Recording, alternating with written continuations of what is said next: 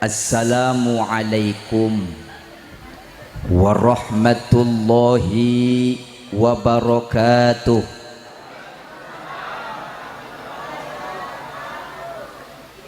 Ke Cikarang beli opak,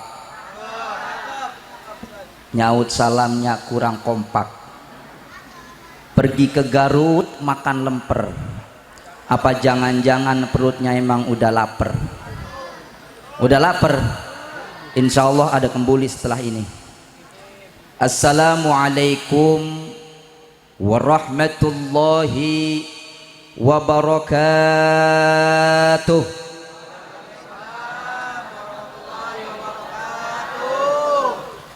Alhamdulillah, alhamdulillahi wa kafa, wassalatu wassalamu ala sayyidina wa nabiyyina Muhammadin al-Mustafa wa ala alihi wa ashabihi ahli sidqi wal wafa.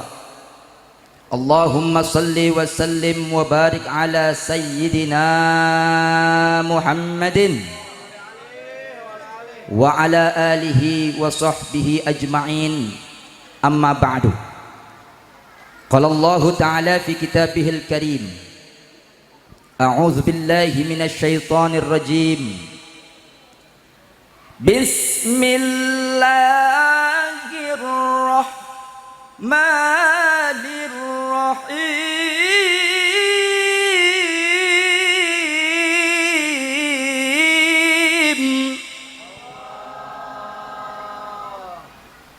Laqad kana lakum fi rasulillahi uswatun hasanah. Wa qala Nabi sallallahu alaihi wasallam, innama bu'ithu li utammima makarimal akhlaq. Shadaqallah wa shadaqa Rasulullah sallallahu alaihi wasallam. Hadratul kiram, segenap para alimil ulama, para masyayikh, para tokoh masyarakat, wabil khusus DKM Musola Babus Salam Al-Mukarram Al-Ustad Wibowo, dan juga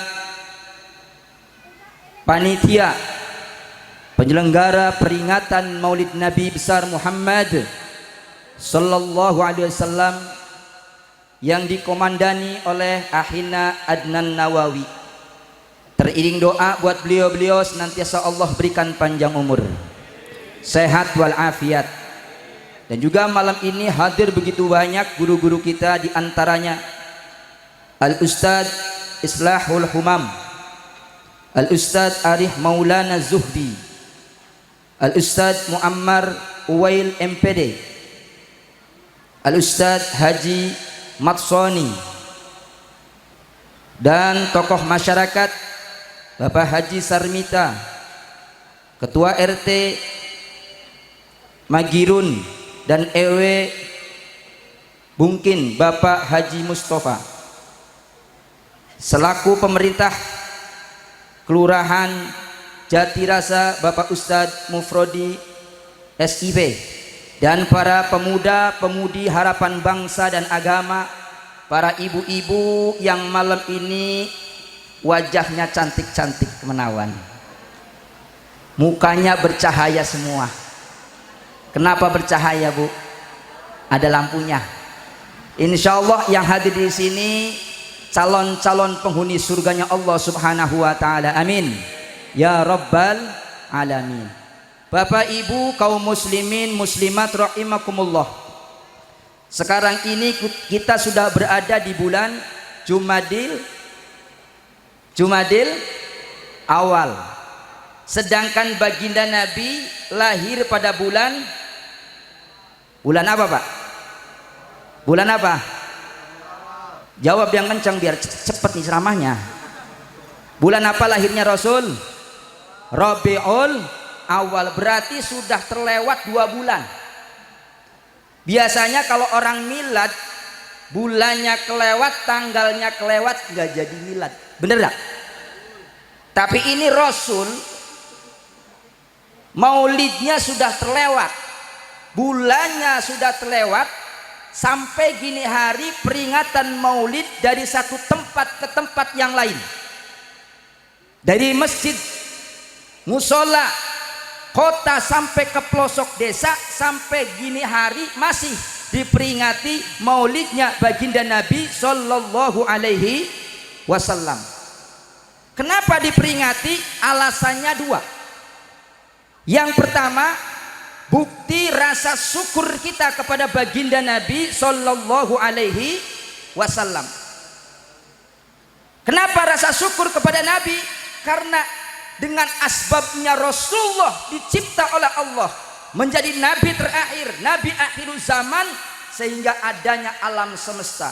Laulaka ya Muhammad ma khalaqtul aflak. Seandainya kalau bukan karena engkau Muhammad, tentunya tidak aku ciptakan alam semesta. Jadi kita hadir di sini, kita berada di alam dunia sebab siapa, Bu? Sebab siapa?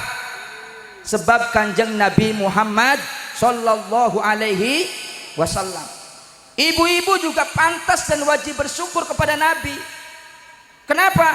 Karena perempuan dahulu sebelum Rasulullah diutus menjadi Nabi dan Rasul, harkat martabat perempuan harganya murah. Bu, murah. Bu, apaan? Murah. Kapan murah? Dulu perempuan murah, dilahirkan hanya untuk melahirkan. Begitu diutusnya Kanjeng Nabi Muhammad Sallallahu Alaihi Wasallam, harkat martabat perempuan di atas segala-galanya. Hingga sampai Rasulullah pernah ditanya oleh sahabat, ya Rasulullah, siapa sih manusia yang pertama kali wajib kita hormati dan kita muliakan?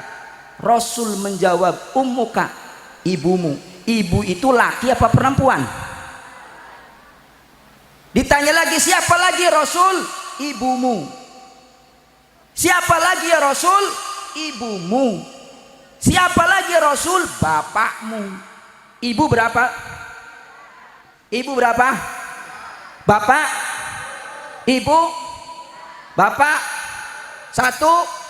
Bapak? Satu? Tiga? Satu? Tiga?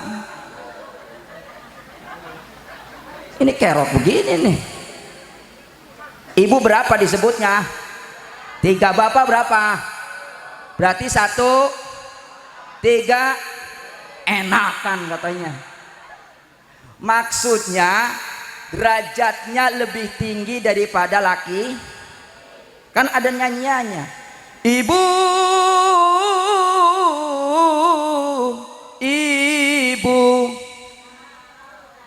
wanita yang mulia,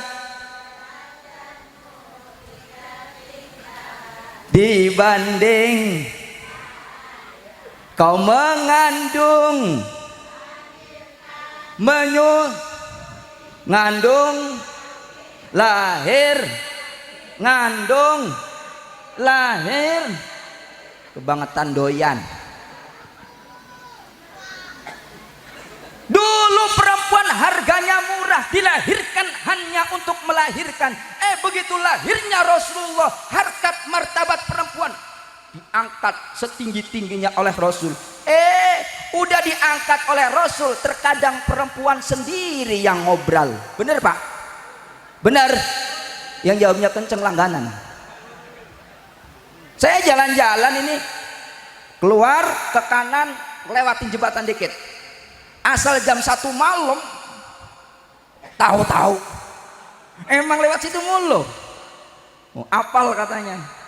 Ya Allah, lagi lewat kan pada pinggir jalan pada diri begini, awe-awe, awe-awe. Kalau bahasa sininya apa? Manggil-manggil, dipanggil deket, dipanggil nyamperin. Begitu disamperin, ada apaan neng kok manggil-manggil? Lagi jualan om. Saya tengok kanan kiri, mana dagangannya? Alah om kayak nggak tahu aja. Jualan rempah-rempah. Rempah-rempahnya mana? Alah nggak tahu aja om. Rempah-rempah sekali merem dapat upah. Na'udzubillah min.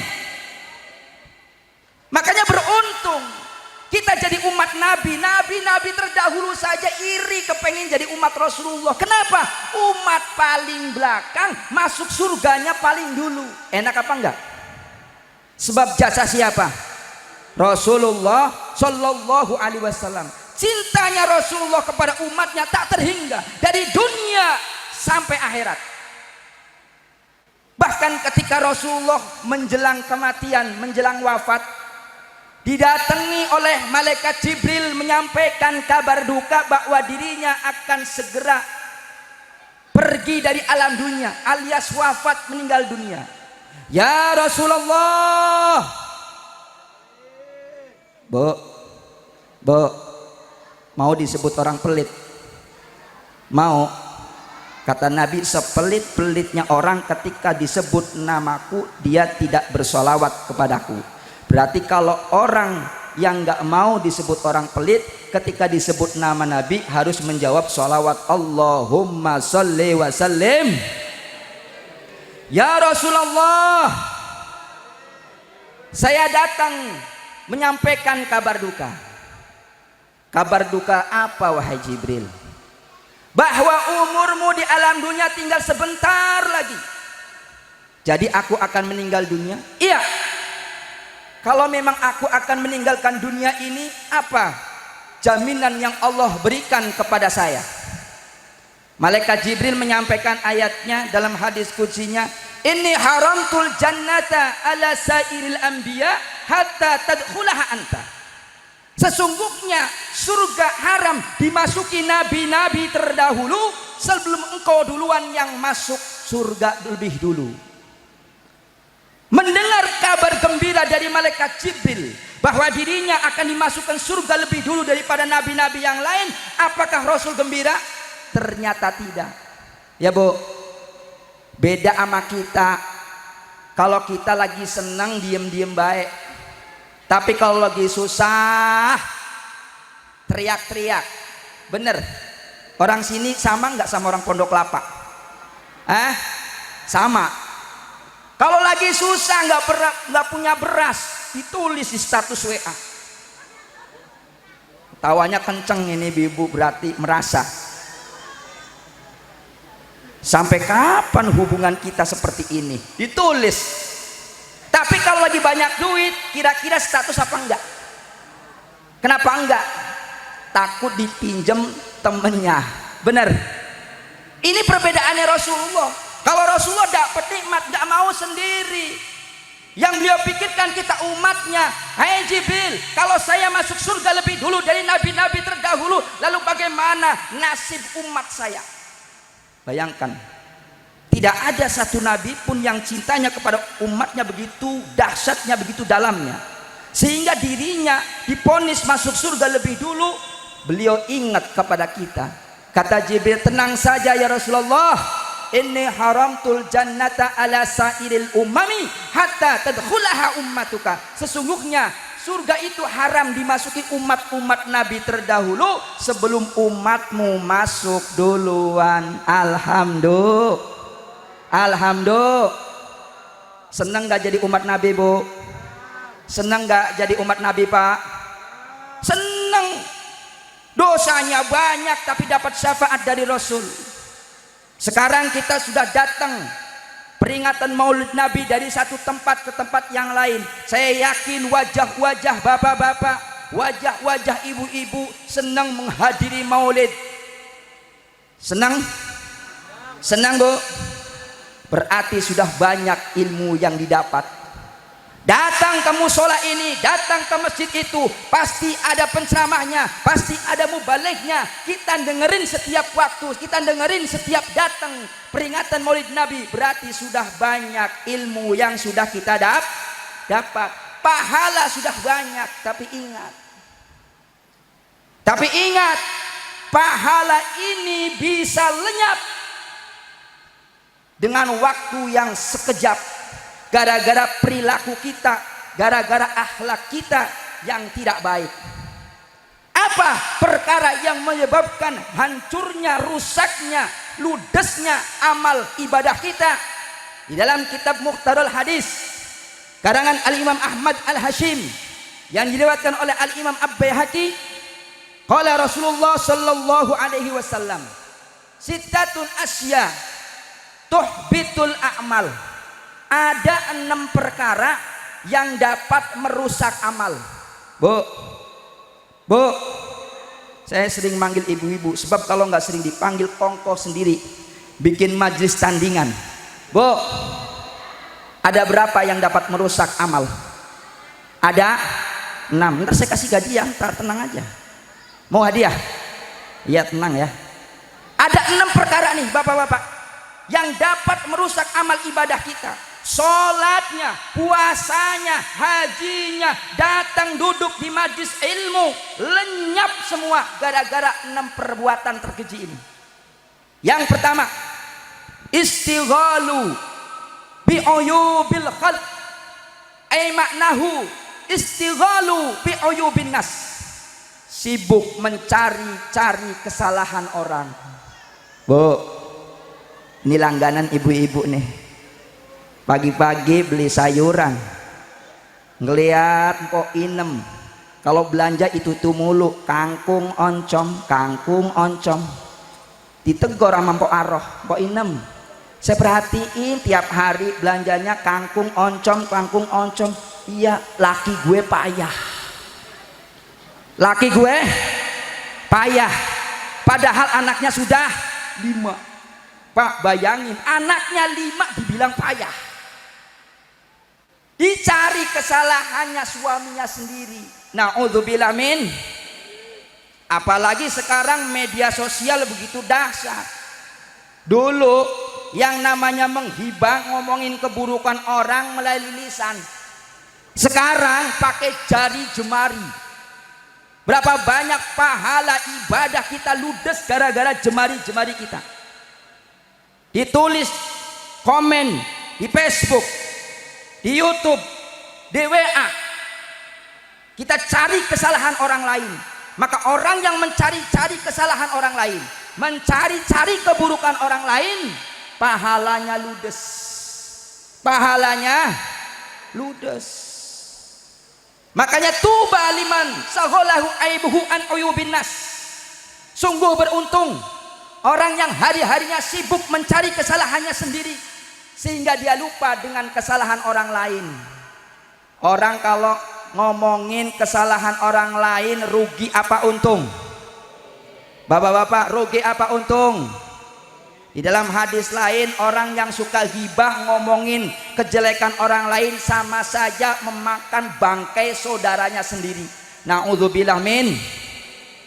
Mengapa kau suka membuka aib sesamanya? Kesana kemari kau ceritakan keburukannya.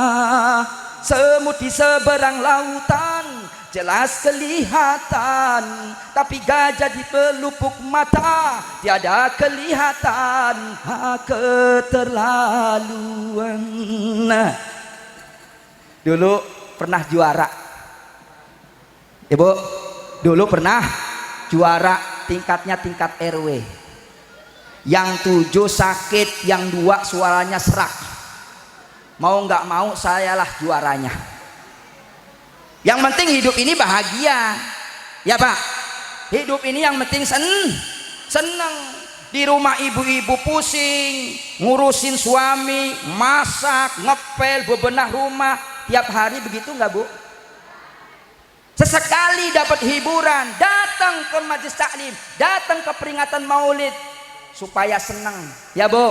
Di samping ilmu dapat, pahala dapat, juga hatinya gembira. Kalau hatinya gembira, maka badan akan sehat. Yang penting kita sehat apanya?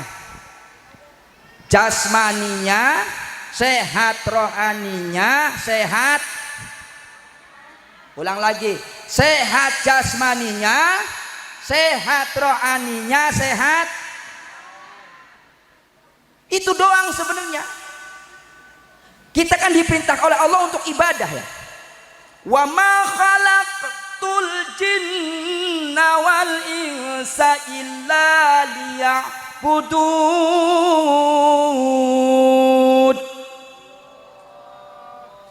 Tidaklah aku ciptakan jin dan manusia melainkan untuk mengabdi menyembah kepadaku, kata Allah. Ibadah bisa sempurna, ibadah bisa maksimal apabila di dalam diri kita sehat. Sehat jasmani, sehat rohani, sehat. Sehat jasmani, sehat rohani, sehat. Jasmaninya sehat, rohaninya sehat. Kantongnya sakit alias gak gablek duit, kira-kira pusing apa enggak? Saya mau tanya bapak-bapak, bapak-bapak badannya sehat, rohaninya sehat, gak punya duit, pusing apa enggak? Pusing.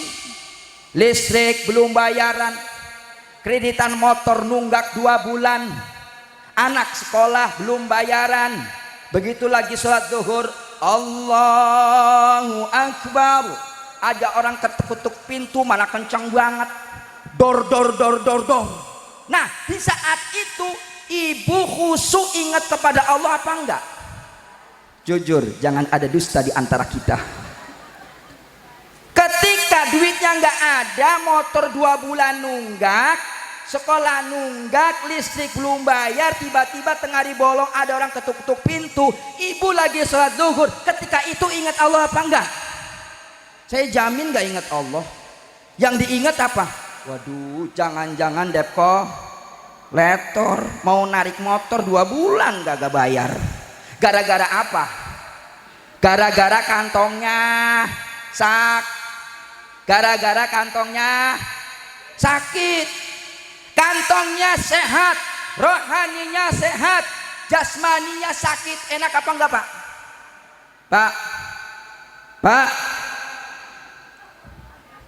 Pak tidur, kantongnya sehat, rohaninya sehat, jasmaninya sakit. Enak apa enggak? Berapa banyak orang yang hidupnya bergelimpangan harta, mobilnya mewah, rumahnya megah, fasilitas yang dia miliki serba leks, makan enak nggak boleh. Makan gulai kambing dilarang, katanya darah tinggi. Makan yang gurih-gurih dilarang, katanya kolesterol. Makan yang manis-manis dilarang, katanya gula. Ujung-ujungnya yang dimakan rebusan semua. Tempe direb, kacang panjang direb, labu siam direb. Lah apa enaknya? Padahal duitnya banyak. Biar kata ini laki-laki ganteng banget, gagah perkasa, lempengan lagi sakit, biar kata punya bini denok demplon geboy, saya yakin gak bakalan bangun. Ya Pak, gak bakalan bangun. Gara-gara apa? Badannya sakit. Cuman satu orang yang dikasih sakit, gak kepengen harta yang berlimpah ruah, gak kepengen jabatan tinggi, cuman yang dia inginkan, ya Allah ya Rabb, berikanlah kesehatan di dalam badan saya. Makanya beruntung orang yang hadir di sini mendatangi peringatan Maulid Nabi, kantongnya sehat, jasmaninya sehat, alhamdulillah. Yang ketiga, rohani. Rohani mesti sehat. Penyakit rohani lebih dahsyat daripada penyakit jasmani. Kalau penyakit jasmani, yang rasain yang punya penyakit bisul, ampek, paru-paru basah, bengek. Yang rasain siapa? Yang punya penyakit. Tapi kalau penyakit ruhani, yang rasain orang lain. Apa contohnya? Iri, dengki, pelit, alias koret, bol kuning, pentil ban. Orang pelit sebutannya banyak lakopnya. Medit, pelit, bakhil, koret, pentil ban, bol kuning. Hati-hati nih. Walaupun jidatnya sampai hitam sujud setiap hari, kalau punya penyakit pelit, jangan harap masuk surga. Baunya surga nggak kecium. Al-ba'ilu ba'idum minallah, ba'idum minan nas, ba'idum minal jannah, qaribum minan nar. Orang yang pelit jauh dari rahmatnya Allah. Kita semua insya Allah bakal masuk surga, amin. Bukan karena ibadah kita, bukan karena haji kita, bukan karena umroh kita, bukan. Kita masuk surga lantaran dua. Yang pertama rahmatnya Allah, yang kedua syafaat Rasul. Kalau orang pelit jauh dari rahmatnya Allah, kalau jauh dari rahmatnya Allah, bagaimana kita akan masuk ke dalam surga? Maka insya Allah yang hadir di sini orang-orang dermawan semua, amin. Kenapa saya katakan orang dermawan? Buktinya peringatan Maulid Nabi sebesar ini. Alhamdulillah. Mudah-mudahan tahun yang akan datang lebih megah lagi. Amin. Yang kedua syafaat Rasulullah. Jadi kita masuk surga itu lantaran syafaat Rasulullah. Kita datang ke sini ingin menggapai syafaat Rasulullah. Apa itu syafaat? Pertolongan. Yang namanya pertolongan mesti ada modalnya dulu.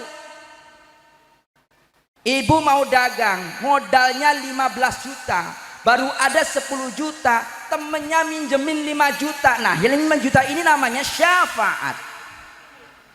Kalau sholat nggak pernah, sama tetangga nggak pernah akur, kemudian kepengen dapat syafaat dari mana? Ya Bu, nah ini akhlak nih kita benahi. Yang pertama, orang yang ludes amaliyahnya istighalu bi'uyubin nas, sibuk mencari kesalahan orang. Makanya setelah maulid ini jangan suka ngegosip. Ya Pak, jangan suka ngegos, biar ada bekasnya. Yang kedua, qaswatul qalbi, yang membuat hilang lenyapnya pahala kita karena kerasnya hati. Hatinya nggak mempan akan nasihat, baik nasihat yang datang dari dalam dirinya maupun nasihat yang datang dari luar dirinya. Apa itu nasihat yang datang dari dalam dirinya? Perubahan organisme tubuh kita. Ibu-ibu, coba kita lihat ke belakang. Yang sekarang usianya sudah 50 tahun. Dulu waktu 20 tahun bagaimana tubuh kita? Bapak-bapak yang usianya sekarang sudah 50 tahun. Dulu waktu muda bagaimana perasaan tubuh kita? Gigi sanggup mengunyah apa saja. Rambut hitam ikal berderai. Kulit kencang. Lesung di pipi.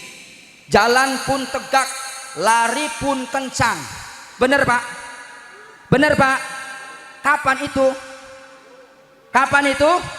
Dulu. Sekarang rambut sudah mulai bertabur, pendengaran mulai kabur, mata mulai lamur, makan cukup kuat makan bubur. Itu bertanda kita akan masuk ke liang. Ini nasihat buat kita. Kalau semuanya diambil kenikmatannya oleh Allah, itu nasihat buat kita bahwa hidup di alam dunia tidak akan lama lagi. Rambut mulai bertabur, pendengaran mulai kabur, mata mulai lamur, makan cukup kuat makan bubur, maka bertanda kita segera masuk ke liang kubur. Nasihat buat kita. Lalu nasihat yang dari luar dirinya itu apa? Fenomena alam yang kita lihat, yang kita saksikan, yang kita dengar, itu merupakan nasihat buat kita. Contoh iktibar buat kita. Oh iya ya, itu orang kaya tapi pelitnya 17 setan, matinya perutnya gede. Oh iya ya, itu pejabat tapi dolim, matinya matanya menteleng. Yang kita lihat semacam ini nasihat buat kita agar ketika kita jadi orang kaya jangan jadi orang yang pelit. Agar kita ketika jadi punya jabatan, jangan jadi orang yang zalim kepada rakyatnya. Mudah-mudahan pejabat-pejabat kita insya Allah amanah, amin. Calon-calon pejabat kita insya Allah amanah, amin.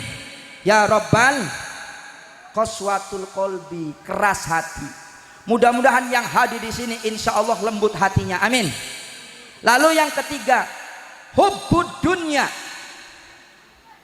Perkara yang membuat lenyapnya, hangusnya, sirnanya amal ibadah kita, terlalu cinta dengan dunia.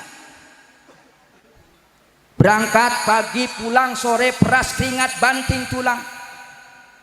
Kata orang wetanya, ndas go sikil, sikile gondas. Ngerti apa kagak? Bapak-bapak ngerti apa enggak? Bahasa Portugal ki ya. Purwokerto, Tegal. Hebat banget ini orang Jatisari ngundang penceramah dari Portugal. Purwokerto, Tegal. Purwokerto, Tegal. Hubbud dunya, terlalu cinta dengan dunia. Orang yang terlalu cinta dunia biasanya menghalalkan segala macam cara. Wal kedual ora peduli sendal atau perdal kadal atau aspal, sing penting iso diuntal. Ngertos napa mboten? Ngerti apa kagak? Nggak peduli halal dan haram, yang penting dia dapat. Orang yang perbuatannya semacam itu nggak memperdulikan halal dan haram, maka amaliyahnya lenyap. Amaliyahnya lenyap, ibadahnya, pahalanya hilang, sodakohnya hilang, gara-gara hubbud dunya, terlalu cinta dengan dunia. Orang yang terlalu cinta dengan dunia itu bukan orang kaya, bukan. Yang miskin itu juga bisa dikategorikan hubbud dunya. Kalau apa? Kalau ninggalin perintah Allah. Berangkat pagi, pulang sore, ada musola nggak pernah mampir, ada majlis taklim nggak pernah mampir. Tiap hari berputar waktu seperti itu mulu. Nggak pernah bermasyarakat, nggak pernah duduk bareng dengan orang-orang soleh. Orang semacam itu biar kata miskin dikategorikan hubbud dunya. Dulu orang Kembenan itu adanya di kali. Ya Pak. Dulu orang Kembelan adanya di mana? Kali. Sekarang nggak perlu dikali, di mall-mall Kembenan, di pasar Kembenan, mau kondangan Kembenan, tempo-tempo baju belum jadi udah dipakai. Yang kanan lengannya panjang, yang kiri nggak ada lengannya udah dipakai. Ada nggak model baju seperti itu? Anak gadis usia 18 tahun pakai kaos adeknya umur 12 tahun. Akhirnya macet itu baju. Ditarik ke bawah seret, ditarik ke atas seret. Itu puser kemana-mana. Sehingga orang bilang lebih gampang ngelihat puser orang tenimbang ngelihat puser kebo. Bener nggak? Kalau kita ngelihat puser kebo mesti nonggeng dulu Pak. Melihat pusar orang nggak perlu nonggeng di zaman sekarang. Kenapa? Karena memang sudah dipertontonkan. Fashion. Yang kedua, food, makanan. Orang-orang dulu usianya itu ratusan tahun. Kakek saya meninggal umur 110 tahun. Orang-orang dulu, kenapa? Makanannya ganyong, angkrik, ubi, pisang, bolet, apalagi ongol-ongol, akar kelapa, kue corot, sagon. Baik-baik makan sagon, jangan sambil berisik. Dimakan nyembur. Itu makanan siapa? Makanan orang dulu. Makanan anak sekarang nggak bakal mau makanan seperti itu. Lalu yang kelima, tulul amal. Panjangnya angan-angan, hayalan tingkat tinggi, nungguin emas jatuh dari langit. Karena saking panjangnya angan-angan, berapa banyak korban pemuda-pemudi kita dengan judi slot. Di sini ada nggak? Di sini ada nggak? Judi slot? Di sini nggak ada. Nanti di luar mah nggak tahu dah. Itu kan namanya hayalan, Pak. Sudah di program ini judi. 1, 2 kali, 3 kali dikasih kemenangan. Tapi nanti keempat, kelima, keenam duit ludes duitnya. Na'udzubillah min. Makanya hati-hati anak-anak muda nih.